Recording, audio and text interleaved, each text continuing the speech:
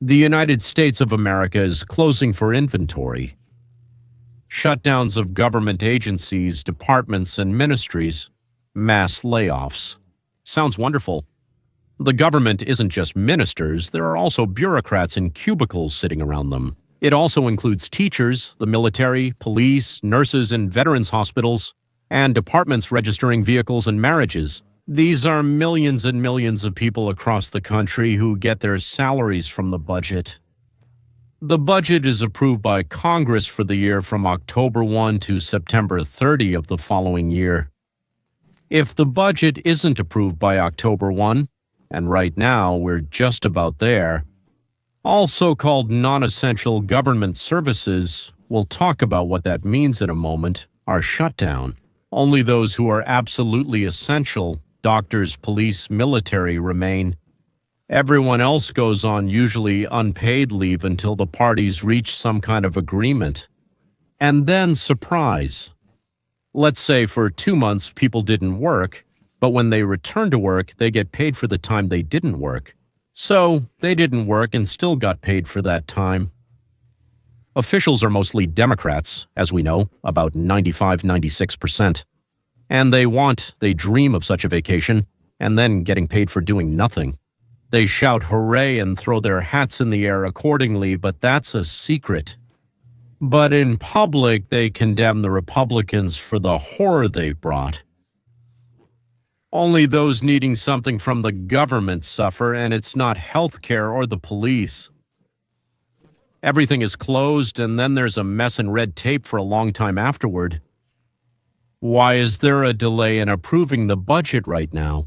The thing is, without the Democrats, there aren't enough votes. You don't need 51, you need 60, which are required to pass this particular bill. And the Democrats are demanding an additional $1.5 trillion for subsidies for all those who vote for them. The Republicans want to cut spending on Medicare, Medicaid, and social programs. They say that the United States is in debt, and to continue subsidizing on such a scale, they need to borrow more and more money from other countries at interest, and that the United States has no more money. There's no way to pay this off. To which the Democrats say, then raise taxes on those who work. In other words, rob more than before. In other words, this will, of course, stop the development of production, the expansion of production, but they don't care about that because, as the first Democrat in the world, Ludovic XIV, said, if I'm not mistaken, after me, the deluge. He wasn't a Democrat, that's just me. So the practice is to spend, regardless of how much they've collected or stolen, and for the people of the country, it's terrible. Besides the fact that we're being robbed, it means there are always new levies. They also borrow money at interest for their projects, and later we and our children will have to pay it back. So they're robbing not only our present, but also our future. The fact that these bastards, under the guise of helping others, have the right to rob us whenever and however much they want, just because they feel like it, this is absolutely devastating. No capitalist system can survive supporting half the country at the cost of those who produce goods. Margaret Thatcher once put it well. Yes, I should remind you that on Thursday at 10 a.m. Los Angeles time, I will be meeting with all our donors who support the channel financially. It's only $4 a month. Many, quite a few, if they could give more, they help with more. The meeting will include my review of the so-called week, plus your questions, suggestions, choosing topics, and everything else that true friends of the channel can and should discuss. It's very easy to be a sponsor of the channel. There will be a link in the description. Go there. Everything is explained easily. There you go. Usually, since the Democrats have more media, previously they had all the media before Twitter was bought by Musk. And now still 20–30% of podcasters, journalists, and producers are trying to be honest. So before, under the pressure of the media, people always thought that the Democrats were right and the Republicans, therefore, were to blame, and the Republicans, afraid of losing votes. So the voters gave in, those on leave returned and received their full salaries, and the Treasury was being robbed even more. So someone who is giving their hard-earned money to subsidize something either inside the country or even abroad, something the Democrats came up with. But this time, what makes this time different? So how is this night different from all other nights? Thank you. But this time they miscalculated. They picked the wrong person. They followed the beaten path and got stuck. Trump announced a follow-up saying that non-essential workers won't be temporarily laid off. He won't send them on leave. The editor said that so they would get paid later, but he will actually fire them completely. So there won't be any salary when this nonsense is over.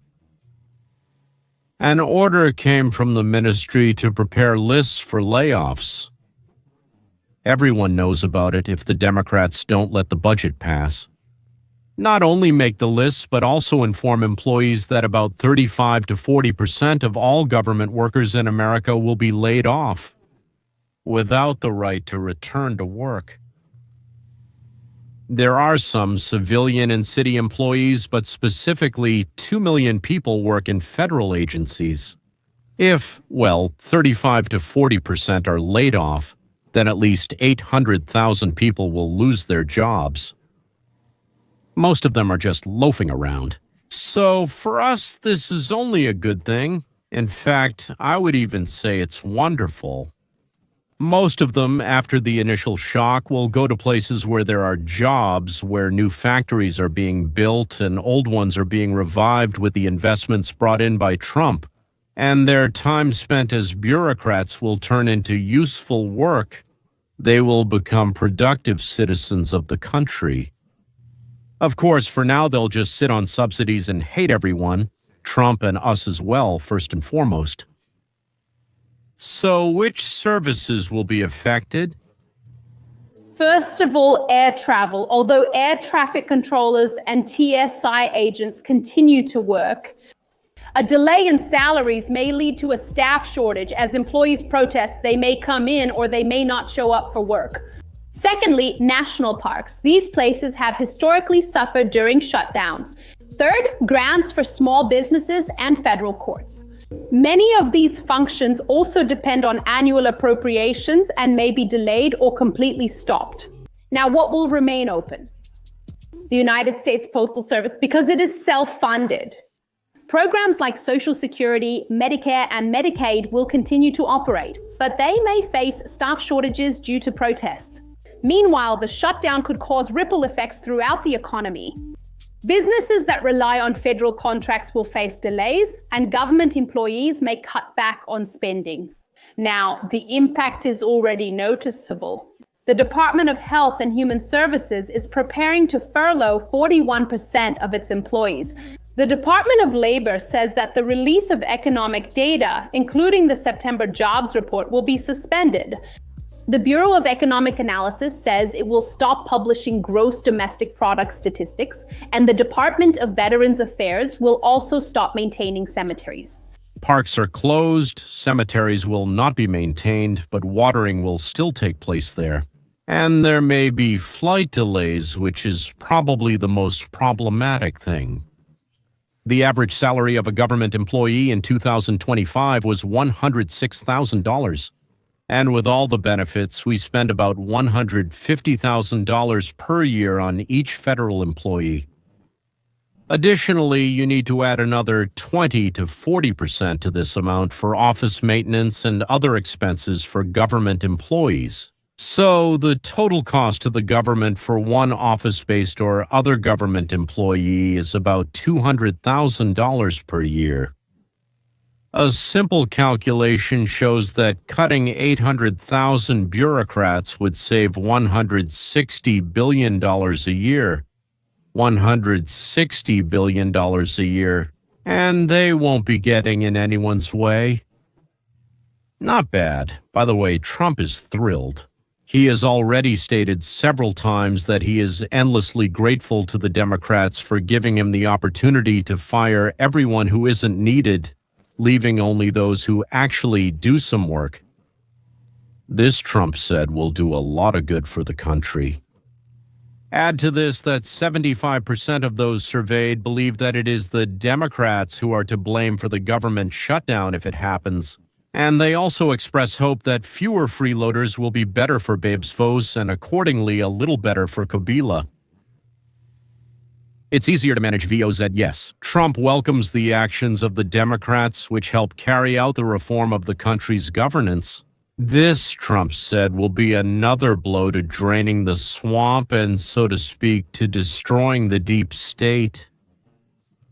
Many employees who really wanted unpaid leave with pay later are now saying that the Democrats have made them hostages of political battles. Hundreds of thousands are experiencing stress and uncertainty about the future. They also know that people working in the Capitol must leave it, along with many others. And any changes or moving, ladies and gentlemen, are always difficult.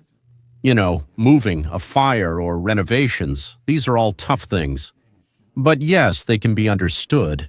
Of course, yes, but we no longer want to pay for their doing nothing. They didn't want to, but had no chance.